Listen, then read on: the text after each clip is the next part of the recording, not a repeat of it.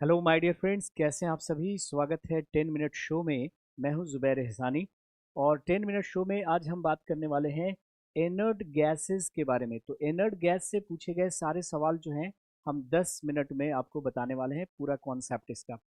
इसके एप्लीकेशंस के लिए हम न्यू वीडियो लेकर के आएंगे 10 मिनट का, कि यूजेस ऑफ इनर्ट गैसेस। तो चलिए हम पहले ये जानने की कोशिश करते हैं कि हम इनर्ट गैसेस क्यों बोलते हैं, इसको अक्रिय गैस क्यों बोलते हैं, और ये पीरियोडिक टेबल में इसकी पोजीशन क्या है, और क्या वजह है कि इसे इनर्ट गैसेस कहते हैं, और इनकी प्रॉपर्टीज के बारे में जितने भी क्वेश्चंस आज तक पूछे गए हैं उनको हम वन लाइनर फॉर्म में आपको बताने वाले हैं। तो आइए इसकी पोजीशन देखते हैं पीरियोडिक टेबल में कि इनर्ट गैसेस पीरियोडिक टेबल में बिलोंग कहाँ से करते हैं। तो इनर्ट गैसेस पीरियोडिक टेबल में 18वें ग्रुप से बिलोंग करते हैं। कहाँ से बिलोंग कर रहे हैं? 18वें ग्रुप से। और आपका इसमें आता है इनर्ट गैसेस में हीलियम, नियॉन, आर्गन, क्रिप्टन, जेनन, रेडन और ऑर्गेनेसॉन। अगर हम बात करें कि टोटल नोबल गैसेस कितने हैं, है ना, नेचुरली अक्रिंग नोबल गैसेस कितने हैं, नेचुरली अक्रिंग नोबल गैसेस कितने हैं, मतलब कि प्रकृति में कितने नोबल गैस या अक्रिय गैस पाए जाते हैं। तो प्रकृति में पाए जाने वाले 6 ही हैं। 6 उत्कृष्ट गैस हैं जो प्रकृति में पाए जाते हैं, और उनके नाम आपको याद रखने हैं। Helium, neon, argon, krypton, xenon, radon. इनमें से ये जो रेडॉन है, ये याद रखना है कि भाई साहब ये रेडियो एक्टिव होता है, रेडियो धर्मी होता है, ये रेडियो सक्रिय होता है। 7वां जो है नोबल गैस, उसका नाम है ऑर्गेनेसॉन। सिंबल इसका है ओजी। ओजी, यह एक सिंथेटिक नोबल गैस है। कैसा नोबल गैस है? सिंथेटिक नोबल गैस है, संश्लेषित नोबल गैस है। इसे हम लोगों ने बनाया है। और यहाँ पर रेडॉन की अगर हम बात करेंगे तो रेडॉन एक रेडियो एक्टिव नोबल गैस है। तो नोबल गैस में रेडियो एक्टिव कौन है? रेडॉन है। और ये कैसे बनता है? रेडियम, रेडियम जो कि एक रेडियो एक्टिव एलिमेंट है, रेडियो सक्रिय तत्व है। रेडियम के डिसइंटीग्रेशन से बनता है रेडॉन। कौन बनता है? तो रेडॉन बनता है। तो यहाँ पे हमने लिख दिया है कि radon usually is isolated as a product of the radioactive decomposition of radium compound. आइए हम जानने की कोशिश करते हैं कि इसे हम इनर्ट गैस या नोबल गैस क्यों कहते हैं। नाम से क्लियर है, इनर्ट। नोबल मतलब ये किसी से रिएक्शन नहीं करता। स्टेबल होता है, ये अस्थाई होता है। वजह क्या होती है? वजह क्या होती है कि देखो, हीलियम को छोड़कर, हीलियम के अंतिम कक्षा में, हीलियम के लास्ट शेल में 2 इलेक्ट्रॉन होते हैं, बाकी सबके अंतिम कक्षा में 8-8 इलेक्ट्रॉन होते हैं। कितने कितने? 8-8 इलेक्ट्रॉन होते हैं। 8-8 इलेक्ट्रॉन होते हैं। तो अगर पीरियोडिक टेबल की बात करें तो पीरियोडिक टेबल में ये जो आपका 18वां ग्रुप है, 18वां ग्रुप जिसको हम जीरो ग्रुप भी कहते हैं, क्या बोलते हैं? जीरो ग्रुप, शून्य समूह, इससे बिलोंग करते हैं। इससे बिलोंग करते हैं आपके कौन? तो नोबल गैसेस। हीलियम का एटॉमिक नंबर 2, नियॉन का 10, आर्गन का 18, क्रिप्टन का 36, जेनॉन का 54, रेडॉन का 86 और ऑर्गेनेसॉन का 118। 18वें ग्रुप से बिलोंग करते हैं। और सभी के अंतिम कक्षा में, हीलियम को छोड़कर सभी के अंतिम कक्षा में 8-8 इलेक्ट्रॉन होते हैं। और किसी भी तत्व के अंतिम कक्षा में 8 इलेक्ट्रॉन होने का मतलब क्या है? कि भाई वो ना तो इलेक्ट्रॉन देगा ना तो इलेक्ट्रॉन लेगा। स्टेबल माना जाता है। ये पेयर्ड इलेक्ट्रॉन है, युग्मित इलेक्ट्रॉन है। जैसे जिस तरह से हर आदमी की ख्वाहिश होती है कि हम अंबानी अडानी जैसे हो जाएं, उसी तरह से हर एलिमेंट की क्या ख्वाहिश होती है? कि हम इनर्ट गैस जैसे हो जाएं। अर्थात हमारे अंतिम कक्षा में कितने इलेक्ट्रॉन हो जाएं? 8 इलेक्ट्रॉन हो जाएं। कितने इलेक्ट्रॉन हो जाएं? 8 इलेक्ट्रॉन हो जाएं। तो कोई भी एलिमेंट हम अपने अंतिम कक्षा में 8 इलेक्ट्रॉन बनाने के लिए जितना इलेक्ट्रॉन डोनेट कर देता है, या जितना इलेक्ट्रॉन ले लेता है, या जितने इलेक्ट्रॉन की शेयरिंग कर लेता है, साझा कर लेता है, उसको उसकी कहते हैं वैलेंसी। इसका मतलब क्या हुआ कि इसकी जो वैलेंसी होगी वो क्या होगी, जीरो होगी। तो हम मानते हैं कि इनर्ट गैस की जो वैलेंसी है, जो संयोजकता है, वो क्या होती है, जीरो होती है, क्योंकि ऑलरेडी इसके अंतिम कक्षा में ऑलरेडी 8 इलेक्ट्रॉन है और यहाँ पे हीलियम के पास 2 इलेक्ट्रॉन है, तो ये भी पेयर्ड है, जोड़े में इलेक्ट्रॉन है, इसलिए ये भी क्या है, स्टेबल है। तो इसीलिए इसको बोलते हैं जीरो ग्रुप, 18वां ग्रुप या जीरो ग्रुप, क्योंकि इन सब की वैलेंसी क्या मानेंगे, जीरो। दूसरी बात, ये सब के सब मोनो एटॉमिक हैं। क्या है, मोनो एटॉमिक। जैसे आप देखिएगा नाइट्रोजन, तो नाइट्रोजन आपका डायटॉमिक है, ऑक्सीजन डायटॉमिक है, लेकिन ये सब के सब सिंगल एटम के बने हुए, सिंगल एटॉमिक के बने हुए हैं। तो आइए इसकी प्रॉपर्टीज जरा हम लोग देख लेते हैं, जहां से क्वेश्चन मिलते हैं कि ये सारे के सारे नॉन मेटल होते हैं, अधातु होते हैं। पहली प्रॉपर्टी, जितने भी इनर्ट गैस हैं नेचर में क्या है, नॉन मेटल हैं। इसकी जो वैलेंसी होती है, वैलेंसी होती है, संयोजकता होती है, वो जीरो होती है, क्योंकि ऑलरेडी इसके अंतिम कक्षा में 8 इलेक्ट्रॉन होने के कारण ना तो ये इलेक्ट्रॉन देगा, ना तो इलेक्ट्रॉन लेगा, ना तो इलेक्ट्रॉन का साझा करेगा।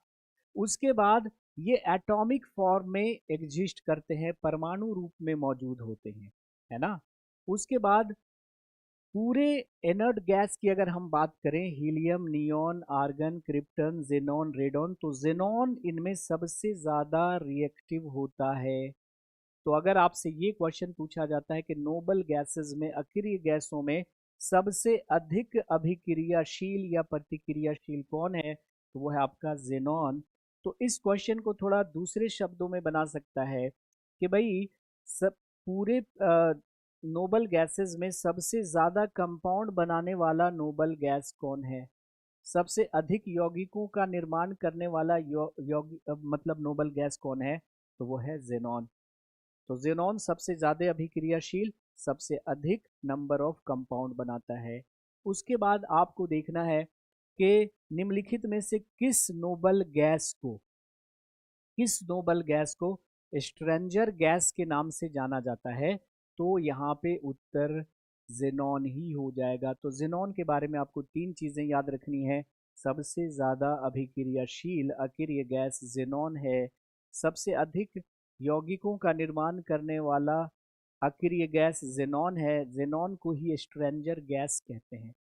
अगर क्वेश्चन आपसे ऐसा पूछा जाता है कि नोबल गैसेस रिएक्ट नहीं करते अन्य एलिमेंट से, अदर एलिमेंट से, क्यों, क्योंकि इसके पास क्या है, एक तो ऑक्टेट कंप्लीट है इसका, ऐसे भी लिख सकता है कि ऑक्टेट, ऑक्टेट कंप्लीट है। ऑक्टेट क्या है, कंप्लीट है। अष्टक पूर्ण है, यानी अंतिम कक्षा में 8 इलेक्ट्रॉन है तो इसका अष्टक पूर्ण है, या इसके कक्षाओं में पेयर्ड इलेक्ट्रॉन होते हैं, जोड़े में इलेक्ट्रॉन पाए, 2 2 4 2 6 2 8, पेयर्ड इलेक्ट्रॉन है ना। और इसको कहा जाता है स्टेबल इलेक्ट्रॉनिक कन्फिगुरेशन। हर एलिमेंट चाहता है कि हम inert gas electronic configuration gain कर लें, है ना। उसके बाद अगर पूछा जाता है कि which one of the following noble gases is not found in atmosphere, निम्नलिखित में से कौन सा नोबल गैस एटमॉस्फेयर में नहीं पाया जाएगा, तो एटमॉस्फेयर में कौन सी नोबल गैस नहीं पाई जाएगी, तो आपका उत्तर हो जाएगा रेडॉन, है ना। रेडॉन नहीं पाया जाएगा क्योंकि ये रेडियो एक्टिव है। क्या है, रेडियो एक्टिव है, अर्थात रेडियो सक्रिय है, ये रेडियम के डिकम्पोजिशन से बनेगा, तो ये जो है आपके एटमॉस्फेयर में नहीं पाई जाएगी। उसके बाद देख लीजिए, हमने कहा कि रेडॉन जो है वो एटमॉस्फेयर में नहीं पाया जाएगा क्योंकि radon is obtain from the DK of what, radium, radium के क्षय से प्राप्त होता है। अगर आपसे ये पूछा जाता है कि ब्रह्मांड में सबसे अधिक मात्रा में पाई जाने वाली नोबल गैस कौन है, ब्रह्मांड में सबसे अधिक मात्रा में या प्रचुर मात्रा में पाई जाने वाली नोबल गैस कौन है, तो वो है आपका बच्चा आर्गन। कौन सी गैस है, आर्गन। सिंबल क्या है, ए आर, ए आर, है ना, ए आर। उसके बाद अगर आपसे पूछा ये जाता है कि जो नोबल गैस है वो कैसा होता है, तो आप कहिएगा सर ये कलरलेस होता है। कलरलेस मतलब रंगहीन गैस होती है। और क्या होती है? ओडरलेस मतलब गंधहीन। गंधहीन। और कैसी होती है? टेस्टलेस, स्वादहीन गैस होती है। तो ना तो इसका कलर होता है, ना ही इसका स्मेल होता है, ना ही इसका कोई आ, गंध होता है। तो ये जो नोबल गैसेस के बारे में हमने इंफॉर्मेशन दी है बच्चे, ये बहुत इंपॉर्टेंट है। इसको एग्जाम से पहले एक बार आपको ज़रूर देखना है। नोबल गैसेस के उपयोग की अगली वीडियो आ जाएगी, जिसमें हम जितने भी इंपॉर्टेंट नोबल गैसेस हैं उनका यूज़ कहाँ कहाँ पे होता है उसके बारे में हम लोग बात करेंगे। आप लोग अक्सर पूछते रहते हैं कि सर आपके जो बैचेस होते हैं कहाँ आप पढ़ाते हैं, और आपके बैचेस में आप क्या क्या पढ़ाते हैं। तो हमारी जो क्लासेस होती है बच्चे वो होती है करियरविल ऐप पे।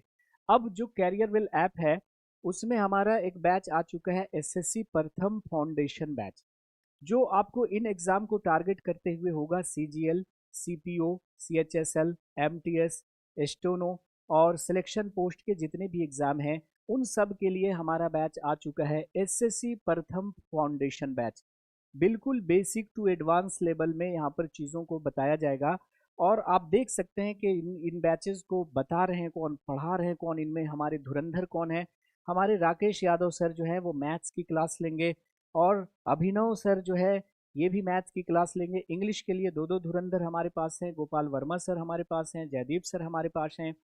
और रीजनिंग की क्लासेस के लिए भाई इंडिया में सबसे बेस्ट टीचर आपके दो टीचर हैं, अरुण सर और हमारे पीयूष सर, पीयूष वरसाने सर। और जीएस की जो हमारी पूरी टीम है कि अभिषेक सर की टीम और विवेक सर की टीम, जिसमें हम लोग शामिल हैं सारे जीएस के टीचर, वो आपको जीएस पढ़ाएंगे। अच्छा, इस कोर्स की जो फी है वो थी 2599। आप लोगों के लिए इसे 999 में कर दिया गया है। और 2 साल की वैलिडिटी के साथ आपको ये कोर्स मिल रहा है। 2 साल की वैलिडिटी के साथ एडमिशन ओपन है। दूसरा जो हमारा बैच है वो है एसएससी प्रथम बैच। एसएससी प्रथम batch CGL, CPO, CHSL, MTS, एस्टोनो सिलेक्शन पोस्ट के लिए है, और कोर्स की वैलिडिटी यहाँ पर 2 साल है। और इसमें भी एडमिशन ओपन हो चुका है ना। और इसकी खासियत है कि इसमें आपको मिल रहा है practice batch free, recorded batch भी आपको दिया जा रहा है। कोर्स की फ़ी यहाँ पर 999 है।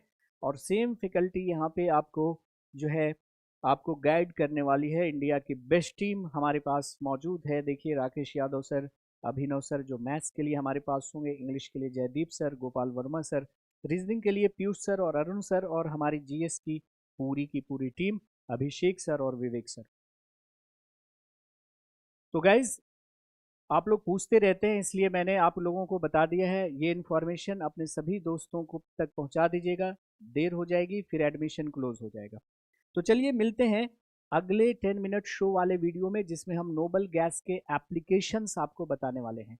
आज के लिए इतना ही, मुलाकात होगी आपसे अगले वीडियो में। Have a nice day, take care, bye bye, जय हिंद, thank you very much, see you again.